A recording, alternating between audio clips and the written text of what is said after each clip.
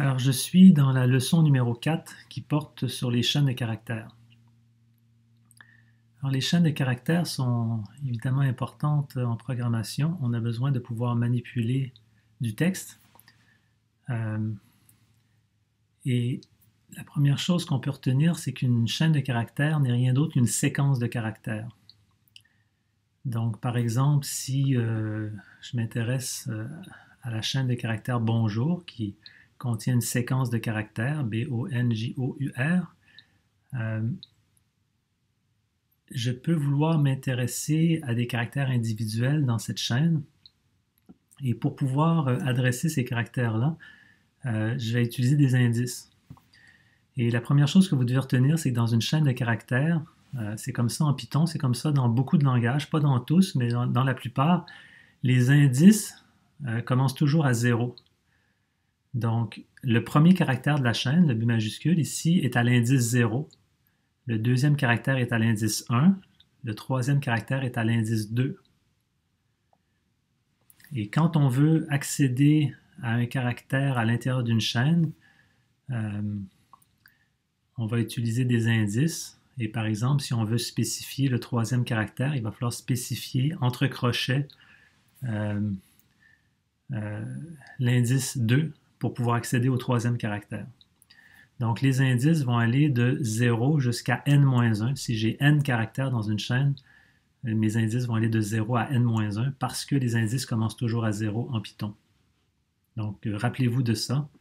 Les indices, ça commence à 0. Alors, quand je veux créer une chaîne, j'ai plusieurs façons de créer des chaînes. On en a déjà vu dans des exemples précédents. La première façon, c'est ce qu'on appelle l'approche avec une apostrophe. En anglais, on dit single quote. Donc, quand on veut définir une chaîne de caractères, on va énumérer les caractères et on va délimiter le début de la chaîne par un caractère qui est l'apostrophe et la fin de la chaîne par le même caractère, donc on va mettre une autre apostrophe à la fin. Donc, si on commence quelque chose par une apostrophe et on termine la chose en question par une apostrophe, tout ce qui est situé entre les deux apostrophes, ça sera considéré par Python comme une chaîne de caractères. Donc ici, j'ai bel et bien défini la chaîne de caractères « Bonjour le monde », point d'exclamation. Et cette chaîne de caractères-là, je l'affecte à la variable x et puis éventuellement, j'appelle la fonction print pour me l'afficher. Et donc voilà, l'affichage me donne la chaîne de caractères que je viens de définir sans les apostrophes parce que les apostrophes ne sont que des délimiteurs. Ils délimitent le début et la fin de la chaîne, mais ne font pas partie de la chaîne elle-même. Donc lorsque je l'affiche, les apostrophes ne sont pas affichées. Alors, ça c'est très bien quand on veut définir une chaîne de caractères en utilisant l'apostrophe pour la délimiter. Le problème avec cette approche, évidemment, c'est que si dans la chaîne de caractères elle-même, il y a une apostrophe, je ne peux pas utiliser cette approche-là. Par contre, en Python, je peux utiliser un autre délimiteur. Il y a le délimiteur qui est la double apostrophe. C'est ce qu'on appelle aussi le guillemet en anglais. Le guillemet anglais, c'est une double apostrophe, donc c'est un caractère standard que vous avez sur votre clavier. Et donc là, je vais pouvoir, à l'intérieur de ma chaîne de caractères, je vais pouvoir avoir une apostrophe parce que je la délimite avec le guillemet anglais. Alors ça, c'est la deuxième façon qu'on peut définir des chaînes de caractères. Alors c'est une bonne façon. C'est une bonne façon, surtout quand on travaille en français, parce qu'en français, il y a souvent des apostrophes. En anglais, il y a aussi des apostrophes de temps en temps, mais moins souvent. Et donc, ça peut être une bonne façon de procéder. Évidemment, si on veut mettre des guillemets anglais dans notre chaîne de caractères, ben là, on est un petit peu embêté. On peut mettre des guillemets anglais dans une chaîne de caractères en la délimitant avec des apostrophes, mais si dans notre chaîne de caractères, on a des apostrophes et des guillemets, là, on est embêté. Alors, Python nous donne une troisième façon de définir des chaînes de caractères. C'est en les délimitant par 3 apostrophes consécutives.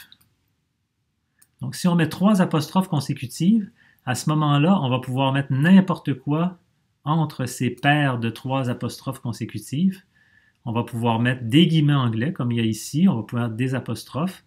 Et Python pourra savoir où commence la chaîne de caractères et où elle se termine. Alors, ça c'est pratique. Donc, vous voyez ici que les guillemets anglais qui sont là sont dans la chaîne, font partie de la chaîne de caractères. Ce sont les 3 apostrophes qui délimitent la chaîne de caractères dans ce cas-ci. Donc ce n'est pas affiché. Alors voilà, les 3 façons de définir des chaînes de caractères. En fait, dans cette façon-là, il y a 2 variantes. Il y a les 2 variantes. On peut utiliser 3 apostrophes au début, 3 apostrophes à la fin, ou encore on peut utiliser 3 guillemets anglais au début, 3 guillemets anglais à la fin. Mais on ne peut pas mélanger des délimiteurs avec des apostrophes au début et mettre des guillemets anglais à la fin. Ça, on ne peut pas faire ça. Mais on a le choix de mettre 3 apostrophes ou 3 guillemets. Donc ça, quand on fait ça, on est sûr de pouvoir mettre n'importe quoi ici. En fait, la seule chose qu'on ne peut pas mettre, c'est les délimiteurs en question. Donc, si on utilise cette approche-là, on ne peut pas avoir, dans notre chaîne de caractères, on ne peut pas avoir 3 apostrophes consécutives. Mais heureusement, ce n'est pas quelque chose qu'on veut faire très souvent. Et si on voulait avoir 3 apostrophes consécutives, ben, tout ce qu'on aurait à faire, ça serait de remplacer les 3 apostrophes, les délimiteurs faits de 3 apostrophes. On pourrait utiliser 3 guillemets à la place. Donc ici, j'ai un exemple où est-ce que je définis 3 chaînes de caractères différentes que j'affecte à 3 variables différentes, la variable CH1, CH2, CH3. Et puis, une fois que j'ai fait ces affectations-là, ben, je peux utiliser print pour afficher ces 3 chaînes-là. Et je peux les afficher dans l'ordre que je veux. Donc, par exemple, ici, je choisis arbitrairement d'afficher d'abord CH2, ensuite CH3, ensuite CH1. Donc, print ici, on lui dit d'afficher CH2, CH3, CH1 dans cet ordre-là. Donc, il va commencer par afficher CH2. C'est ce qu'il a affiché ici. Après ça, il affiche CH3, qu'on retrouve ici. Et après ça, il affiche CH1, que l'on retrouve ici. Et vous pouvez observer que ici et ici plutôt, print a affiché automatiquement des espaces entre les différents arguments. Donc, par défaut, quand on donne plusieurs arguments, ici j'ai 1 argument, 2 arguments à print, 3 arguments, par défaut, print va mettre des espaces entre chacun des arguments. Il va mettre ces espaces-là automatiquement. Il y a moyen de les enlever. Si on veut les enlever, on examinera ça plus tard. Alors, il existe aussi un caractère d'échappement qui s'appelle la contre-oblique. Donc, ce caractère-là, qui est un caractère standard sur vos claviers, permet de rentrer des caractères spéciaux à l'intérieur des chaînes de caractères. Alors, si dans une chaîne de caractères, vous voulez avoir une contre-oblique à même la chaîne de caractères, en fait, ce que vous devez faire, c'est important de se rappeler ça, il faut mettre 2 contre-obliques. Si on met 2 contre-obliques consécutives, Python va interpréter ça comme une seule. Parce que sinon, lorsqu'il envoie qu'une seule, suivie d'un autre caractère, ben là, dépendant de l'autre caractère, il va interpréter ça de différentes façons.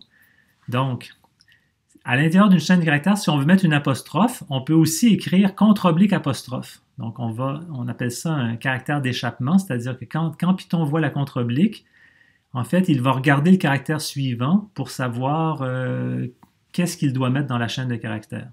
Donc, si on veut mettre une apostrophe, et que, par exemple, on utilise les apostrophes pour délimiter la chaîne, alors le truc qu'on peut faire, c'est d'utiliser la barre oblique apostrophe. Même chose pour le guillemet. Si on met barre oblique guillemet, ce qui va sortir, c'est le guillemet anglais. Puis ensuite, il y a d'autres codes qui existent, là, qui sont plus ou moins utiles, comme par exemple, si je mets contre oblique A, ça va faire un bip. Les codes qui sont souvent utiles, qu'on va utiliser plus souvent, là, c'est la barre oblique N qui correspond au caractère de saut de ligne. Donc, quand on met ça dans une chaîne de caractères, à cet endroit-là, la fonction print, quand elle va afficher la chaîne de caractères, va faire un retour à la ligne, va passer à la ligne suivante. Donc, ça va marquer la fin d'une ligne.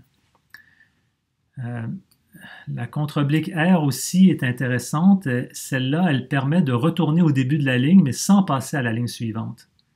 Donc, ça permet de revenir au début de la ligne et d'effacer les caractères qui étaient déjà au début de la ligne. Donc, dans certaines applications, ça peut être utile. Il y a le caractère de tabulation qu'on peut rentrer, qui est \t. Et puis, ensuite, on peut rentrer carrément un caractère arbitraire, soit en utilisant une notation hexadécimale, soit en utilisant une notation octave. J'insiste pas sur les détails, c'est pas très utile pour vous pour l'instant. C'est lorsqu'on a à faire des choses avancées qu'on a peut-être besoin de ces séquences d'échappement-là. Donc, je peux définir une variable txt avec cette chaîne de caractères-là. Donc, vous voyez, dans cette chaîne-là, il y a un guillemet anglais, puis ça c'est correct parce que mon délimiteur est une apostrophe. J'ai aussi une apostrophe dans ma chaîne de caractères, sauf que là, j'ai utilisé la contre-oblique apostrophe. Pourquoi? Parce que mon délimiteur est une apostrophe. Alors, j'ai un autre guillemet ici. Donc, tout ça, c'est une chaîne valide. Si je l'imprime, ben, ça sort de cette manière. Donc, regardez, si j'enlève la contre-oblique qui est ici, là, le problème, c'est que j'ai une chaîne de caractères qui est délimitée ici entre les deux apostrophes. Puis ensuite, quand Python va tomber sur ça, il va dire, ben là, c'est quoi cette affaire-là? Je connais pas cette chose-là. Est-ce pas? Il connaît pas ça. Et donc, si je fais ça, il met un message d'erreur. Il va dire, la syntaxe est invalide. Elle est invalide à partir de où? Ben, elle est invalide quand il est tombé sur ce mot-là.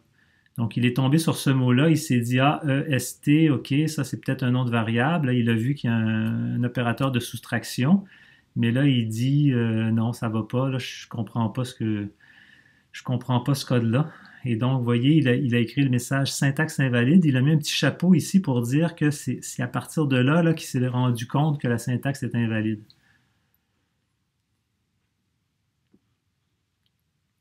Alors, si je remets ma barre oblique ici, là, ça se remet à fonctionner. Supposons que je mets ici 2 barres obliques. Regardez qu'est-ce qui se passe. Vous voyez, il y a une seule barre oblique qui est apparue. Donc, 2 barres obliques, en fait, c'est la façon de coder une seule barre oblique dans une chaîne de caractères. Pourquoi? Parce que la contre-oblique, c'est le caractère d'échappement. C'est un caractère qui est spécial, qui a un sens spécial pour Python. Alors, regardez ici, si je mets une contre-oblique avec un N, qu'est-ce que ça va faire? Bien, ça ici, ça va être un retour à la ligne. Donc, ça va nous faire passer à la nouvelle ligne. Donc, ça va s'afficher sur une ligne, puis ça va s'afficher sur une autre ligne. Pourquoi? Parce que ce caractère-là a été interprété par print, puis print a coupé la ligne en deux à cause de ce caractère-là. Et si j'avais mis un R, là, je retournerais au début de la ligne sans passer à la ligne suivante. Et là, vous voyez que répondit-elle a effacé ce qu'il y avait d'abord. Donc, d'abord, ça a été affiché. Ensuite, la contre-oblique R m'a ramené au début de la ligne. Puis ensuite, le print a affiché le reste de la ligne. Et donc, ça a été affiché par-dessus. Voilà. Alors, vous pouvez expérimenter avec ces choses-là. Quand vous posez une question, qu'est-ce qui se passe si je fais ceci au lieu de faire cela? Ben, essayez-le dans une cellule de code pour vérifier votre compréhension. Alors, on peut faire des opérations de base avec des chaînes de caractères et pour ça, on peut utiliser l'opérateur plus. Alors, lorsqu'on utilise un opérateur plus dans le contexte d'une chaîne de caractères, ce n'est pas une opération arithmétique, c'est une opération sur les chaînes de caractères. Et dans le cas présent, un plus sur des chaînes de caractères, ça va concaténer, c'est-à-dire ça va coller bout à bout 2 chaînes de caractères. Alors, j'ai la chaîne de caractères A plus la chaîne de caractères B. Le résultat de ça va être les 2 chaînes de caractères mis bout à bout. Et là, quand j'utilise l'opérateur plus, là, cet opérateur-là n'ajoute pas d'espace nulle part. Donc, si je veux avoir un espace entre les 2 chaînes, il va falloir que je le rentre explicitement. Donc, vous voyez ici, j'ai une apostrophe, un espace, une apostrophe. Et donc, dans le premier cas, petit poisson deviendra grand. Ici, c'était collé. Pourquoi? Parce qu'il n'y a pas d'espace. Puis ici, c'est décollé parce que j'ai inséré un espace entre la chaîne A et la chaîne B. Alors, un détail très important, c'est que lorsque vous voyez une chaîne qui contient des chiffres, c'est pas parce que la chaîne contient des chiffres que la chaîne est un nombre. Ici, j'ai rentré une chaîne de caractères qui contient les chiffres 8, 6, 4, 7. Cette chose-là n'est pas un nombre, c'est une chaîne de caractères. Alors ça, c'est très important de comprendre que ça, ce n'est pas le nombre 8647, c'est la chaîne de caractères qui peut-être correspond au nombre 8647, mais ce n'est pas un nombre, c'est une séquence de caractères. Alors, je peux l'affecter à la variable c. Et lorsque je veux manipuler des chaînes de caractères, souvent, c'est très utile de savoir c'est quoi la longueur de la chaîne. Donc, combien il y a de caractères dans la chaîne? Alors ici, c'est une chaîne de 4 caractères. Je peux passer à la fonction len. Len, c'est une abréviation de length, donc longueur. La longueur de C, c'est quoi? Python va me répondre en me disant, ben, la longueur de cette chaîne-là, c'est 4 caractères. Effectivement, il y a le 8, le 6, le 4 et le 7. Donc, il y a bel et bien 4 caractères dans cette chaîne-là. Si je rajoute plein de caractères ici, ben là, il va me refaire le calcul. Bon, ben là, il se trouve qu'il y en a 42. Donc, je disais il y a un instant qu'une chaîne de caractères qui contient des chiffres, ce n'est pas un nombre. Ceci étant dit, je peux le convertir en nombre. Alors là, je vais effacer tout ça. Je vais revenir en arrière sur mon exemple. Réexécuter la cellule pour être sûr que ce soit ça le résultat. Et là, si ma chaîne de caractères ne contient que des chiffres, donc si je suis sûr que ma chaîne de caractères ne contient que des chiffres, je peux passer cette chaîne de caractères-là à une fonction qui s'appelle int. Donc, int, c'est pour, ça vient de l'anglais de integer. Et donc, et puis on l'a vu dans la leçon précédente, si je passe une chaîne de caractères à cette fonction-là, la fonction va convertir la chaîne de caractères en nombre. Donc, elle va essayer de convertir la chaîne de caractères en nombre. Et donc, le résultat de l'appel de cette fonction-là, là, ça sera un nombre. Donc, la valeur de d, ça sera un nombre. Et là, un problème qu'on peut avoir, c'est que si j'affiche la valeur de c qui est une chaîne de caractères et la valeur de d qui est un nombre, ben, au niveau de l'affichage, on affiche exactement la même chose. Mais il faut bien comprendre que la valeur qui est associée à la variable c, c'est une chaîne de caractères et non un nombre. La valeur qui est associée à la variable d, c'est un nombre. Ce n'est pas une chaîne de caractères. Mais quand on l'affiche, ça devient une chaîne de caractères parce que ce qui est affiché, c'est toujours des chaînes de caractères. Ça veut dire que print ici, pour ce nombre-là, a converti le nombre en chaîne de caractères, puis ensuite print ne fait qu'afficher des chaînes de caractères. Qu'est-ce qui se passe si je passe à la fonction int? Donc, je lui passe un nombre, et là, j'exécute ça ici, donc ça donne le résultat attendu. Qu'est-ce qui se passe maintenant si je viens mettre un chiffre, une lettre ici dans ma chaîne de caractères? Donc là, 1, 2, 3, 4A, là, ce n'est plus un nombre, cette chose-là. Donc, si je demande à int de convertir cette chaîne de caractères-là en nombre, ben là, int va soulever une exception, donc elle va m'afficher un message d'erreur en me disant que pour la fonction int, la fonction a reçu une chaîne de caractères invalide pour la base 10. Par défaut, int va supposer que le nombre est inscrit en base 10. Donc, c'est la base avec laquelle on a l'habitude de travailler. Ceci étant dit, un ordinateur, ça peut travailler avec des nombres dans n'importe quelle base. C'est pour ça que le message dit ici que lui, il a essayé de convertir ça en utilisant la base 10, qui est la base par défaut. Et puis, il n'a pas pu. Et pourquoi il n'a pas pu? Ben, parce qu'il y a un caractère ici. Et donc, cette chaîne de caractères-là n'est pas un nombre valide. Alors maintenant, si je veux faire des opérations entre des chaînes de caractères et des nombres, ben, ce n'est pas nécessairement possible. Ici, ma variable c est associée à une chaîne de caractères. Et ça ici, ce n'est pas une chaîne de caractères, c'est un nombre. Donc, est-ce que je peux additionner une chaîne de caractères avec un nombre? Et la réponse, c'est non. Je ne peux pas.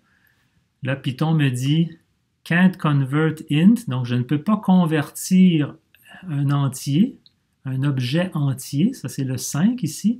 Je ne peux pas le convertir explicitement en chaîne de caractères. C'est au programmeur de le faire si c'est ça qu'il veut faire. Donc, plutôt que de faire une conversion automatique, Python aurait pu le faire, mais refuse de le faire parce qu'il veut qu'on lui dise explicitement de faire la conversion. Donc, ce que j'aurais pu faire, par contre, c'est de dire je veux calculer la valeur de C plus la chaîne de caractères qui contient un 5. Et là, le plus, ça ne sera pas une addition arithmétique, ça va être une concaténation de deux chaînes de caractères, ça va fonctionner. L'autre chose que j'aurais pu faire, c'est de prendre cette chaîne de caractères qui en fait ne contient que des chiffres et la convertir en entier, puis ensuite lui additionner 5. Donc ça aussi, je peux faire ça. Par contre, le résultat ne sera pas du tout le même. Dans le premier cas, j'ai concaténé la valeur de C avec une chaîne de caractères contenant que le chiffre 5. Donc ça m'a donné une autre chaîne de caractères. Alors que ici, j'ai fait une addition arithmétique de deux nombres, donc ça m'a donné 8647 plus 5, ça donne bel et bien 8652. Il existe aussi sur les chaînes de caractères l'opérateur étoile. Donc l'étoile, on l'a utilisé lorsqu'on manipulait des nombres, on l'a utilisé pour faire des multiplications. On peut l'utiliser pour des chaînes de caractères pour faire de multiples copies de cette chaîne de caractères-là. Donc, supposons que je veux afficher une chaîne de caractères qui contient 20 traits d'union d'affilée pour faire une ligne en texte. Ben, je peux le faire de cette façon-là et compter le nombre de traits d'union, m'assurer qu'il y en a 20. Et puis, bon, je peux faire ça. Ou encore, je peux dire à Python, prends une chaîne de caractères d'un seul trait d'union, multiplie-la par 20. Donc ça, qu'est-ce que ça veut dire? C'est qu'il va en faire 20 copies collées bout à bout. Et là, à ce moment-là, ça va donner la même chose que ça, sauf que ce n'est pas moi qui va faire le travail d'en mettre 20. C'est Python qui va le faire et je peux être assuré que il va y en avoir exactement 20. Donc, si j'appelle la fonction len pour déterminer la longueur du résultat de un trait d'union multiplié par 20, vous allez voir que ça donne bel et bien 20. Alors, c'est pour 20 traits d'union, je peux toujours le faire manuellement, mais je risque quand même de me tromper puis d'en mettre juste 19 ou d'en mettre 21. Mais si j'avais besoin de faire une chaîne de 200 traits d'union, ben, il vaut mieux que je demande à Python de le faire plutôt que moi-même de taper les 200 traits d'union après les autres et puis ensuite d'être obligé de les compter pour m'assurer qu'il y en a bel et bien 200. Là, ici, la chaîne s'est affichée sur 3 lignes différentes parce que rendu à la fin, ben, on est revenu au début de la ligne suivante. Et donc, ici, il y en a 200. Je vous laisse les compter.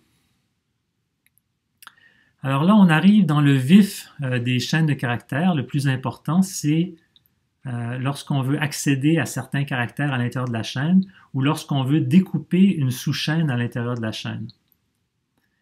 Alors pour faire ça, comme je l'ai dit au début, on va utiliser une paire de crochets. Donc quand on va accoler une paire de crochets à la droite d'une chaîne de caractères, on va pouvoir découper une sous-chaîne de caractères à l'intérieur de la chaîne. Alors on peut faire ça de 3 façons différentes. Donc à chaque fois, on a une paire de crochets et entre les crochets, on a le choix de mettre une valeur, 2 valeurs ou 3 valeurs. Et quand on met plus d'une valeur, il faut les séparer par des 2 points. Donc, c'est les 3 options qu'on a. Ici, on va aller chercher une chaîne constituée d'un seul caractère, celui qui est à l'indice i. Ici, on va aller chercher une sous-chaîne de tous les caractères qui sont compris entre l'indice début et l'indice fin. Et puis ici, on fait pareil, sauf qu'en plus, on va pas découper chaque caractère entre début et fin. On va prendre un caractère à tous les cas caractères. Donc, on va sauter par-dessus certains caractères de façon régulière. Alors, on va revenir tantôt avec des exemples. Avant de donner ces exemples-là, il y a une chose qui est très importante dont il faut se rappeler. La chose la plus importante pour pouvoir se rappeler de comment fonctionne le découpage de chaînes de caractères en Python, c'est de comprendre que les arguments début-fin, début 2 points fin, qu'on doit préciser, quand on spécifie ça, on spécifie en fait des frontières entre les caractères. Donc ici, j'ai mis une chaîne de caractères qui contient une tranche. Cette tranche-là, on va la découper en sous-tranches. Donc, il y a le premier caractère ici. Le premier caractère, il est à l'indice 0. OK? Mais l'indice 0, en fait, pourquoi est-ce que une façon de voir, d'interpréter les choses, c'est que l'indice 0 pointe vers la frontière de gauche du caractère 1.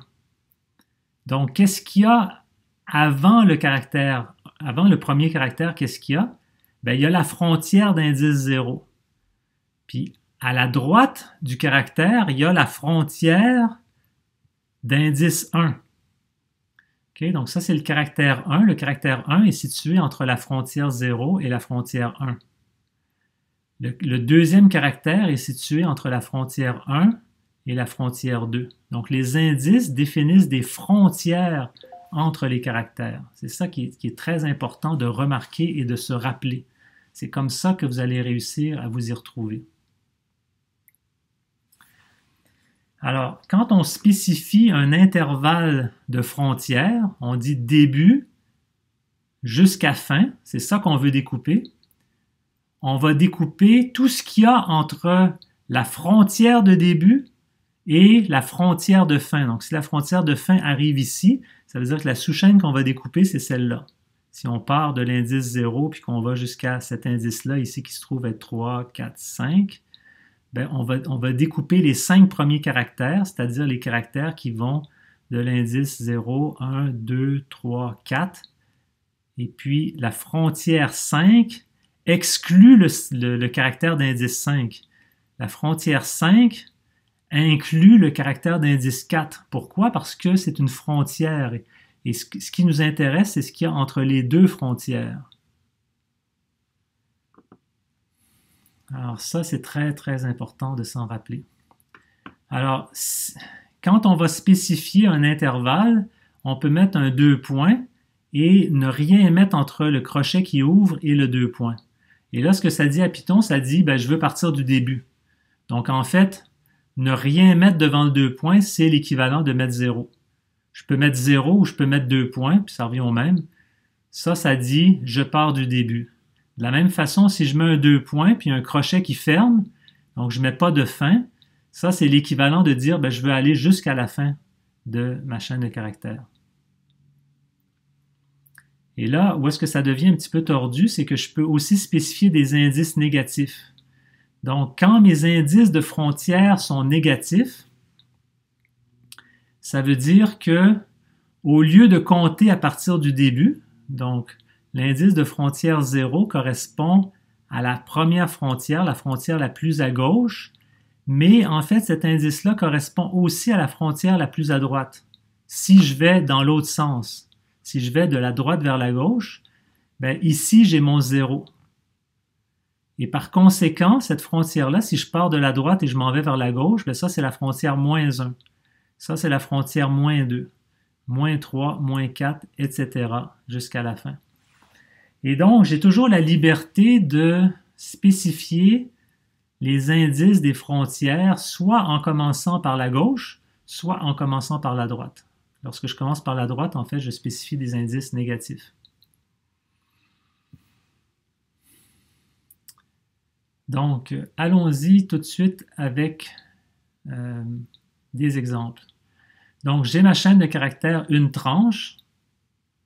Je l'affecte à la variable A.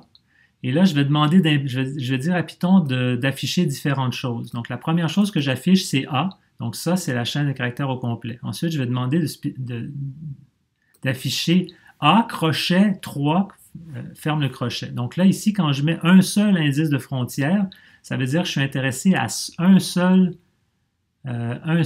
caractère. Dans ce cas-là, le caractère d'indice 3, c'est le 4e caractère de la chaîne. Le 4e à partir du début. Et puis, le caractère moins 3, ben, ça va être le 3e à partir de la fin. Donc, j'ai affiché la chaîne au complet. J'ai affiché le 4e à l'indice 3. Ça, c'est le caractère d'indice 0. Ça, c'est le caractère d'indice 1, 2 et 3. Donc, c'est bien le T majuscule. Et puis, ici, j'ai spécifié l'indice moins 3. Donc ça, c'est le troisième caractère depuis la fin. Donc le E, c'est -1, le H, c'est -2, puis le C, c'est -3. OK, donc on revient ici dans ce dessin. Donc les indices commencent 0 ici. Et puis quand je spécifie un seul indice, ben, c'est le caractère qui est à la droite de la frontière qui m'intéresse. Donc ça, c'est le caractère à l'indice 0, caractère à l'indice 1, caractère à l'indice 2. Ça ici, quand je spécifie -1, c'est celui qui est à la droite de la frontière -1. C'est la frontière -1, c'est pas la frontière d'extrémité, celle-là c'est la 0. Ça c'est la -1, ça c'est la -2. Donc, le caractère qui est à l'indice -1, c'est celui qui est à la droite de cette frontière-là. De la même façon que le caractère qui est à l'indice 0, il est à la droite de la frontière, bien, celui-là ici, c'est le premier caractère à partir de la fin, c'est celui qui est à -1. Le deuxième à partir de la fin, il est à -2. Mais le deuxième à partir du début, il est à l'indice 1. Donc, c'est comme ça que ça a été fait. C'est arbitraire, mais c'est cohérent. Alors, si on passe ensuite au cas où on a deux indices, là, on veut avoir une sous-chaîne et non pas un seul caractère, non pas une chaîne d'un seul caractère. Ici, je précise, je mets un crochet avec un 2 points. Donc là, ça veut dire qu'il n'y a rien ici entre le crochet et le 2 points. Donc ça, ce que ça veut dire, c'est que je veux partir du début de la chaîne. Donc le début par défaut, c'est le début à gauche. Et je veux aller jusqu'au caractère d'indice 7, mais sans inclure le caractère d'indice 7. Pourquoi? Parce que ça, ici, c'est la frontière 7 que je précise. Donc, ça va aller chercher tous les caractères jusqu'au caractère d'indice 6. Okay? Quand je précise ici une frontière, j'ai une frontière de début qui commence à 0. Et là, je précise une frontière qui vient ici. Bien, ça inclut tous les caractères qui sont à la gauche de la deuxième frontière. Donc, je vais aller de là jusque là. Et je vais m'arrêter sur cette frontière-là. Donc, c'est bel et bien ça qui s'est passé. Donc, ma chaîne, c'est une tranche. Donc, ça va afficher les caractères d'indice 0 jusqu'à l'indice 6. Donc, ça va afficher essentiellement les 7 premiers caractères. 1, 2, 3, 4, 5, 6, 7, jusqu'au N. Donc, c'est bel et bien les 7 premiers caractères. Là, ici, je pars du caractère d'indice 3, c'est-à-dire le 4e caractère, et je vais aller jusqu'au caractère d'indice 6. OK? Parce que le dernier est toujours exclu, parce que ça, c'est ma frontière de droite. Et donc, le 4e caractère, c'est le T majuscule. 5e, 6e, 7e. Donc, je vais jusqu'au 7e caractère, mais ce caractère-là, c'est celui qui a l'indice 6. Bon, et ainsi de suite. Donc, et là, donc ici, OK, ma chaîne, je pars du caractère qui est à l'indice -3 et je me rends jusqu'à la fin de la chaîne. Donc là, ça va récupérer les 3 derniers caractères de la chaîne. Donc c'était une tranche, donc c'est le che que je récupère ici. Et ici, je pars du caractère -7, donc le 7e caractère en commençant à compter à la droite. Donc si je commence par la fin et je remonte vers le début, donc je commence au 7e caractère et puis je me rends jusqu'au 3e caractère, mais en excluant le 3e caractère. Et je peux mélanger des indices positifs avec des indices négatifs. Et cette chose-là, c'est la même sous-séquence, la même sous-chaîne que celle-ci. Et là, qu'est-ce qui se passe si je demandais d'afficher, par exemple, quelque chose qui commence, par exemple, à -2 et qui va jusqu'à -5? Qu'est-ce qui va se passer? Donc, je dis d'afficher tout ce qui est à la droite de -2, donc tout ce qui est dans cette direction-là, jusqu'à -5 ici. Donc, c'est pas possible. Il n'y a rien à afficher parce que entre -2 et -5, c'est comme un intervalle négatif. Et si je fais ça, vous voyez qu'il n'y a rien qui s'est affiché en fait. Parce qu'effectivement, il n'y a pas de sous-chaîne, c'est la sous-chaîne vide qui s'est affichée. C'est la sous-chaîne qui ne contient aucun caractère parce qu'il n'y a rien ici. Alors, je vous recommande de jouer. Donc, allez dans la cellule de code et faites des essais jusqu'à ce que vous vous assuriez que vous comprenez bien comment fonctionne cet opérateur de découpage. Et pour terminer, on peut également préciser un troisième argument. Donc, je peux afficher la chaîne au complet. Je peux afficher la chaîne au complet, mais en sautant un caractère sur 2. Donc ici, ça, c'est un saut. Donc, je vais commencer par la gauche, je vais afficher le 0, puis ensuite, je n'afficherai pas le 1, je vais passer au 2, passer au 4, passer au 6, passer au 8, puis oups, là, je vais arriver à la fin. Donc, vous voyez ici, c'est ce que j'ai fait. Ici, j'ai sauté un caractère à tous les deux. Donc, j'ai commencé sur le 0, puis ensuite, je me suis rendu jusqu'à la fin de la chaîne, mais avec un saut de 2 entre deux caractères consécutifs.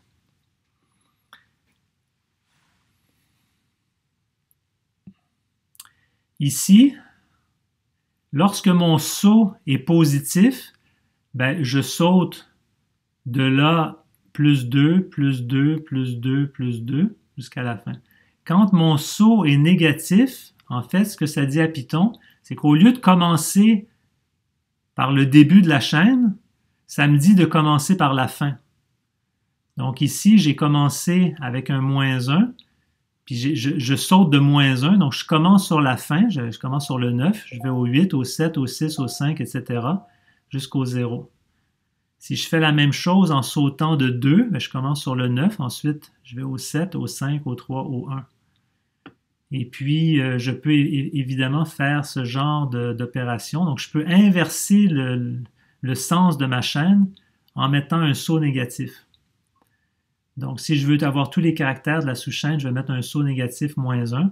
Si je veux sauter un caractère sur 2, ben, je vais mettre -2. Si je veux avoir un caractère sur 3, je vais mettre -3, etc.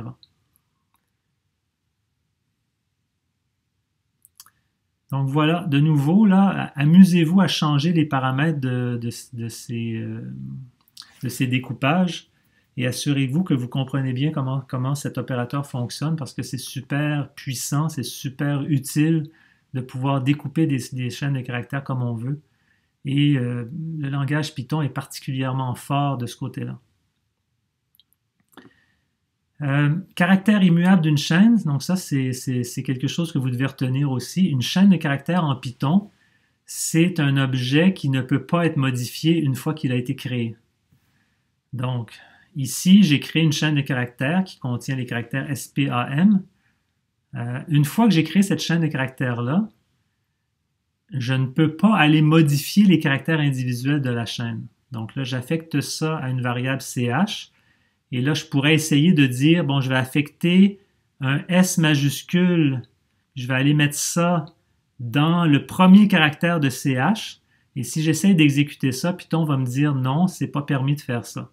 Les objets de la classe str, donc les chaînes de caractères, c'est des strings en anglais, c'est abrévié str. Ces objets-là ne supportent pas les affectations, donc je ne peux pas prendre une sous-chaîne puis aller remplacer une sous-chaîne ici. Donc, je ne peux pas mettre une sous-chaîne de ma chaîne à la gauche d'un opérateur égal. Je n'ai pas le droit de faire ça. Si je veux remplacer le S minuscule de ma chaîne par un S majuscule, ce que je vais être obligé de faire, c'est de créer une nouvelle chaîne de caractères. Donc, ce que je peux faire, c'est que je peux créer une nouvelle chaîne de caractères en prenant un S majuscule et en concaténant avec une sous-chaîne de ma chaîne d'origine. Donc, ma chaîne d'origine, c'est spam tout en minuscule. Donc là, je vais récupérer une sous-chaîne, celle qui commence à l'indice 1, donc à partir du deuxième caractère jusqu'à la fin. Donc, je récupère cette sous-chaîne-là, je lui additionne au début un S majuscule, et le résultat, j'affecte ça à ma variable chaîne.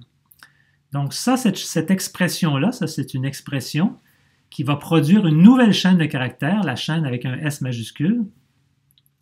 Et cette nouvelle chaîne de caractères-là, je l'affecte à ma variable ch. Donc là, il faut bien comprendre que ici, j'avais une variable ch qui était affectée à cette chaîne-là. Ici, je crée une nouvelle chaîne de caractères que j'affecte à la même variable. Donc, je remplace la valeur qui est associée à cette variable-là. Et là, maintenant, si je l'affiche, je vais avoir un spam avec un S majuscule. Mais c'est très important de retenir que cette chaîne de caractères-là et celle-là, c'est deux chaînes complètement différentes. Même si je les ai associées à la même variable, ce sont en mémoire des chaînes de caractères différentes. Et quand j'ai fait ça ici, je n'ai pas modifié ma chaîne d'origine, j'ai carrément créé une nouvelle chaîne. Et qu'est-ce qui est advenu de cette ancienne chaîne? Python va s'en occuper. Elle va être mise à la poubelle, l'ancienne chaîne. Elle sera éventuellement détruite. Et puis, il n'y a pas de souci à se faire. Quand on manipule des chaînes de caractères, il y a un truc qui est très utile, c'est de pouvoir formater des chaînes de caractères complexes. Donc, pour faire ça, on dispose d'une fonction standard qui s'appelle format.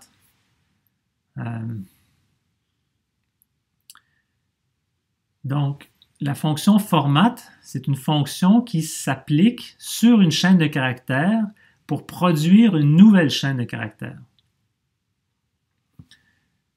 Okay, donc ici, j'ai une cellule avec deux énoncés. Je fais un input pour demander à l'utilisateur c'est quoi son nom. J'affecte le résultat à la variable nom.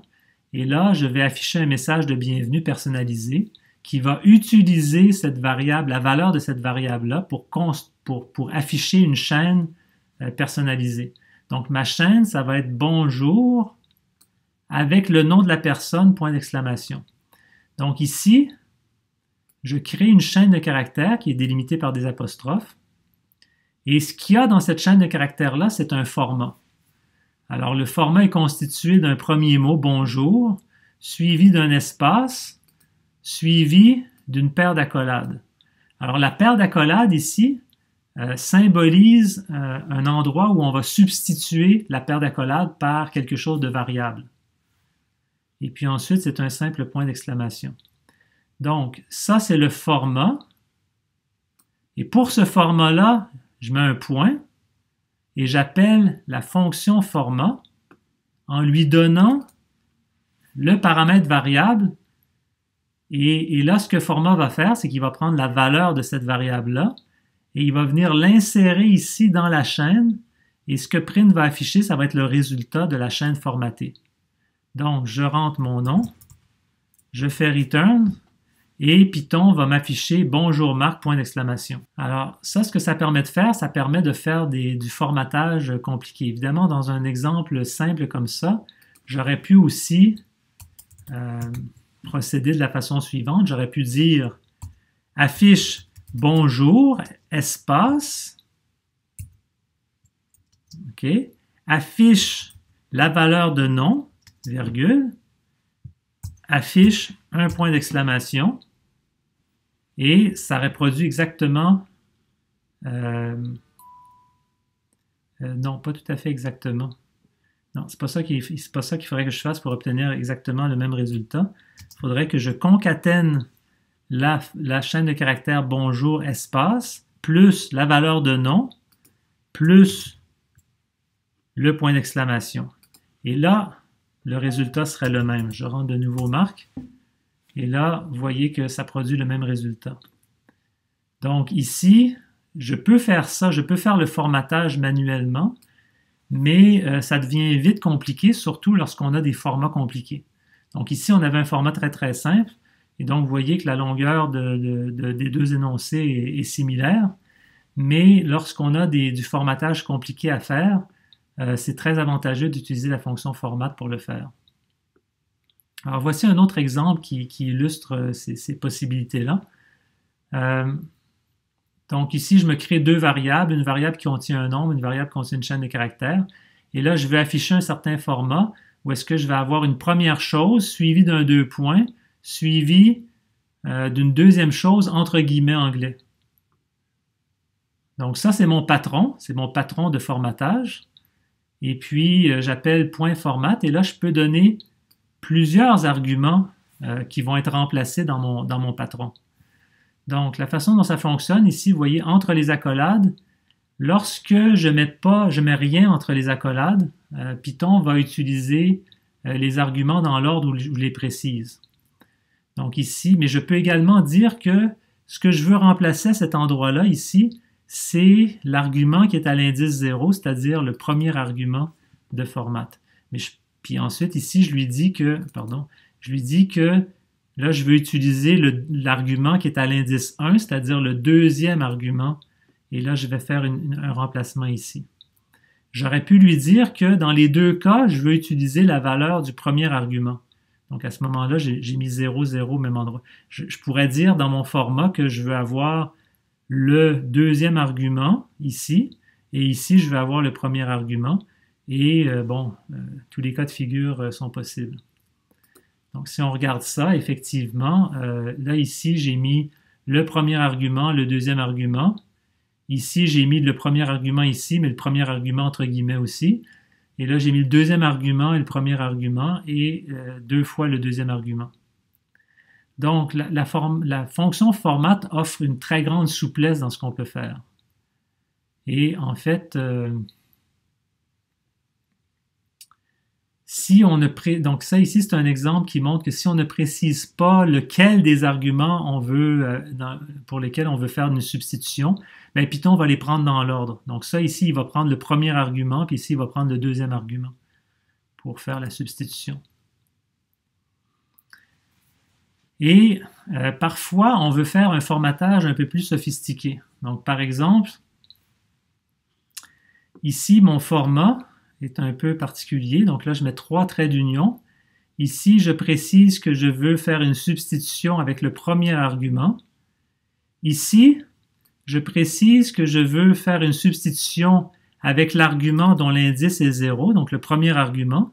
Et là, je mets un 2 points avec un paramètre 6 ici.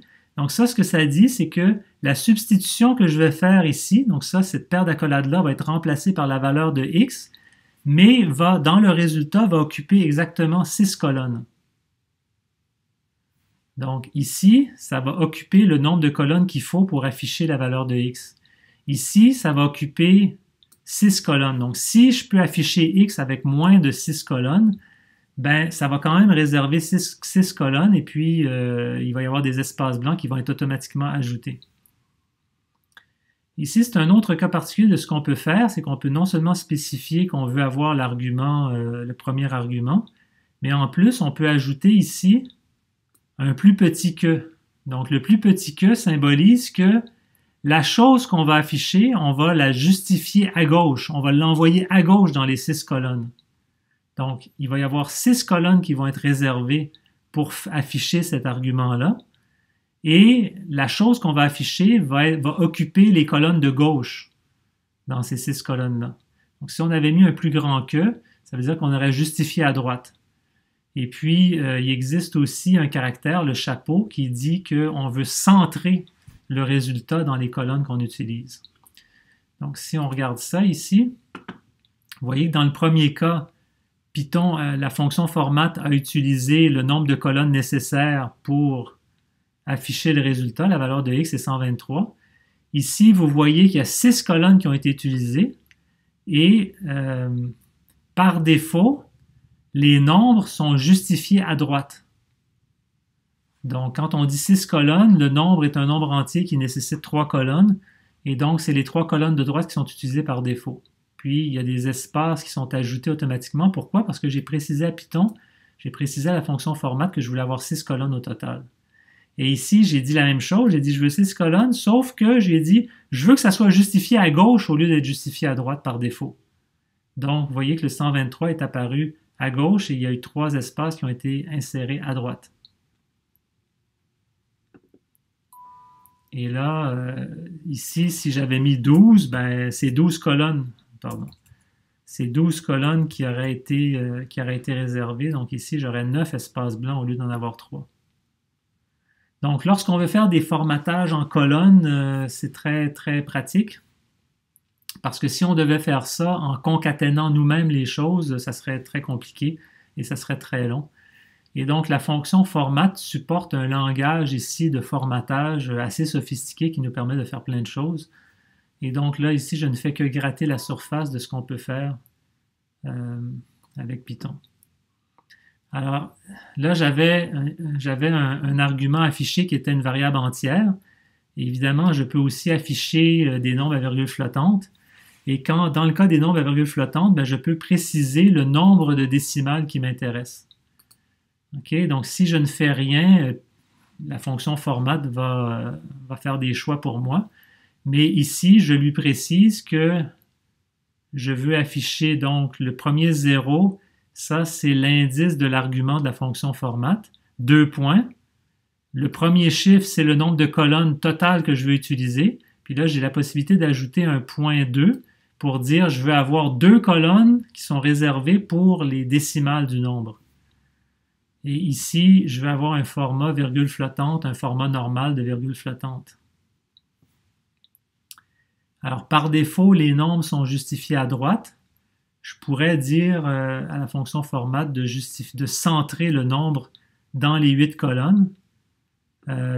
Et puis, ici, j'ai dit que je veux 8 colonnes avec 2 décimales, mais là, je précise un E. Ce que ça veut dire, le E ici, c'est que c'est une notation scientifique pour les nombres à virgule flottante. Donc, je vais afficher avec un exposant de 10 dans un format qui est un peu différent. Donc, vous voyez ici, mon nombre avec 2 décimales sur 8 colonnes, ce qui est affiché, c'est pas 3.141592, c'est 3.14 parce que j'ai spécifié que je voulais juste avoir 2 décimales.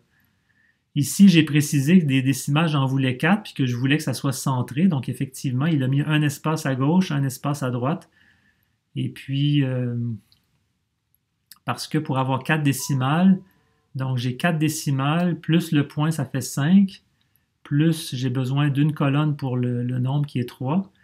Donc, ça fait 6 au total. J'ai 8 colonnes, donc il me reste bel et bien un blanc ici, un blanc là. Et lorsque je précise la notation scientifique, au lieu de mettre un F ici, je mets un E, ça va être la notation scientifique. Donc là, le résultat, ça va être 3.14 fois 10 à la puissance 0. Donc, si je mets des nombres plus grands, là, je vais avoir besoin d'ajouter des colonnes parce que mon nombre est plus grand. Mettons que je mettrais 12 colonnes partout. Qu'est-ce que ça donnerait? Ben là, vous voyez ce que ça donne. Donc là, j'ai encore 2 décimales, mais dans le format scientifique, j'ai 3.14 fois 10 à la puissance 4. Parce qu'effectivement, c'est 3.14 fois 10 à la puissance 4, c'est 10 000. Donc 3.14 fois 10 000, ça fait bien 31 000. Ça fait bien ce nombre-là. Donc voilà, alors ici je mets un pointeur vers la documentation technique de tout ce qu'on peut faire pour formater des chaînes de caractères. Vous irez examiner ça en temps et lieu lorsque vous aurez des problématiques de formatage particulières. Alors il y a toute une panoplie d'autres fonctions pour manipuler des chaînes de caractères, donc vraiment en Python il y a tout ce qu'il faut pour faire à peu près n'importe quelle manipulation sur des chaînes de caractères. Je ne rentre pas trop longtemps dans les détails parce qu'on finit par s'y noyer. Mais j'attire simplement votre attention sur un certain nombre de ces fonctionnalités-là qui sont parmi les plus utiles. Donc, il y a la fonction count qui permet de compter combien est-ce qu'il y a d'occurrences d'une certaine sous-chaîne à l'intérieur d'une chaîne. Donc, j'ai une chaîne de caractères quelconque et je veux savoir combien est-ce qu'il y a de A dans cette chaîne-là. Ben, j'ai juste à lui dire count en lui donnant la chaîne qui contient A, comme dans cet exemple-ci. Donc ça, c'est une longue chaîne de caractères. Le monde appartient à celui qui se lève tôt. J'affecte ça à la variable devise. Et là, je vais afficher devise.count en lui donnant A. Et donc, il va me compter combien de fois il y a des A dans cette chaîne-là. Donc, il va trouver ce A-là ici. Il va trouver ce A-là, puis il va trouver ce A-là. Alors, il ne va pas trouver ce A-là parce que c'est un A majuscule qui est accentué. Donc, c'est un caractère qui est différent. Donc, vous voyez ici, le premier print a donné 2. Donc, effectivement, il a trouvé 2A.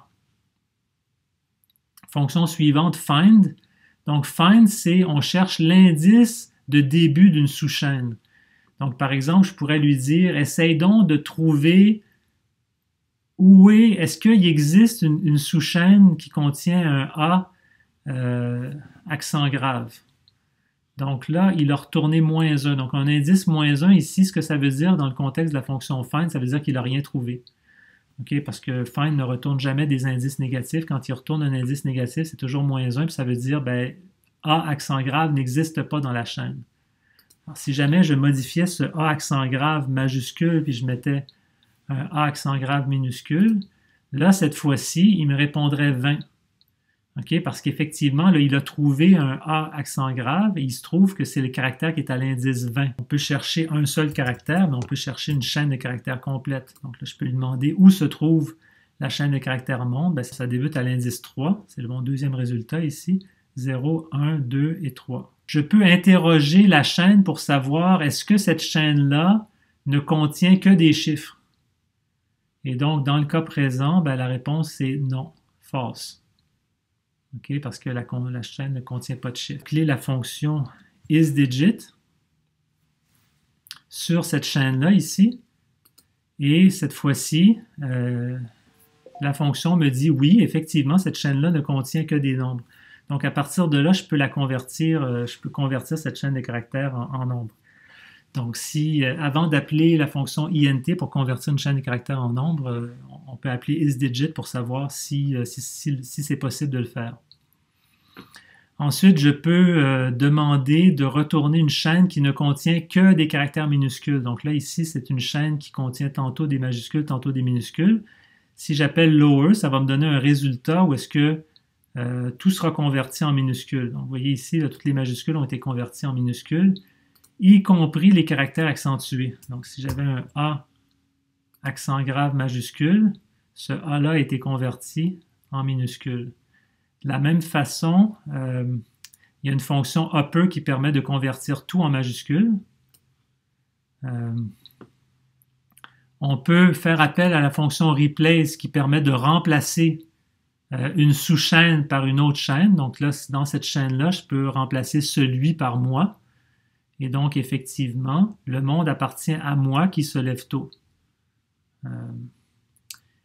Et puis, une autre fonction très utile, très intéressante, c'est la fonction split. Donc, la fonction split, ça permet de découper la chaîne de caractères en ces morceaux. Et par défaut, le découpage va se faire sur les espaces blancs. Donc ici, vous avez une chaîne de caractères qui contient des mots.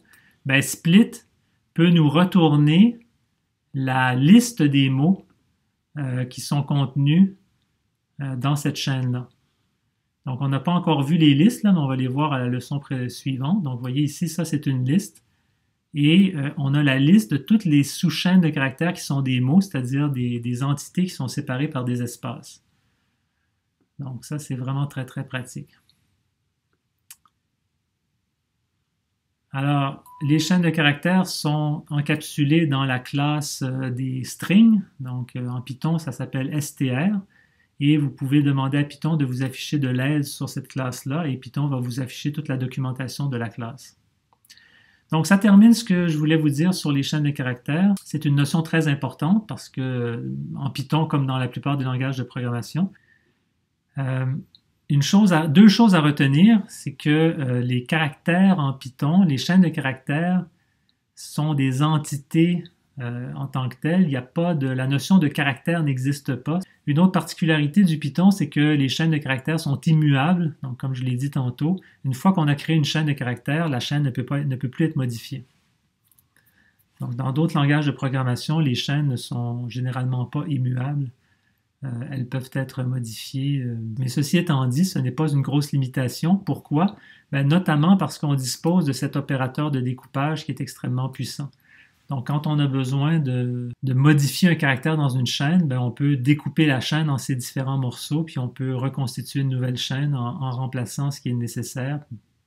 Mais le résultat, c'est qu'on va avoir une chaîne différente au bout de la ligne. Donc voilà, ça complète ce que j'avais à dire sur les chaînes de caractères. Si vous avez des questions, n'hésitez pas à les poser dans le forum de discussion.